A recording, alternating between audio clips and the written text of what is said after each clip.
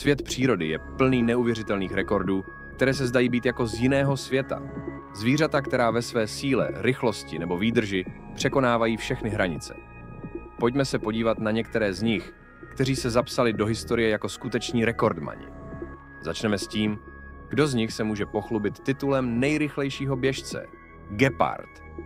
Tento úžasný tvor dokáže zrychlit až na 100 km za hodinu, což je rychlost, která se rovná rychlosti auta. A to vše během několika vteřin. A co největší zvíře na Zemi? To je bezesporu plejtvák obrovský.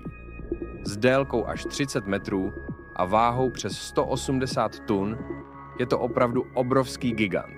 Jehož velikost je tak ohromující, že by na něm mohlo sedět několik školních autobusů. Přesuňme se nyní na oblohu, kde se nejvyšší letovou výškou pyšní africký subkrahujový. Tento kriticky ohrožený mrchožrout bez potíží plachtí až 10 km nad zemským povrchem.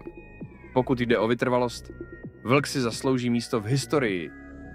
Je schopen běžet na dlouhé vzdálenosti až 80 km denně, když hledá potravu nebo se pohybuje po svém teritoriu. Ale co když mluvíme o rekordmanovi v přizpůsobivosti? Chameleon je jasným vítězem.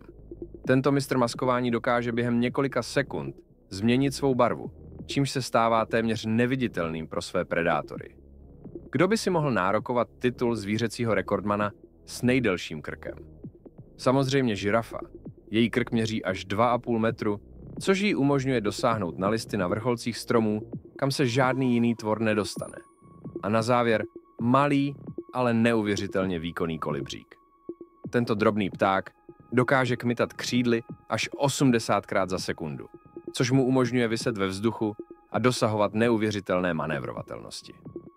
Ať už jde o rychlost, velikost, sílu nebo schopnost přizpůsobení.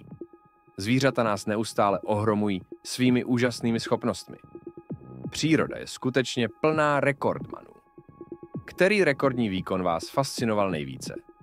Sdílejte své myšlenky a nezapomeňte se přihlásit k odběru, aby vám neunikly další úžasné příběhy ze světa zvířat.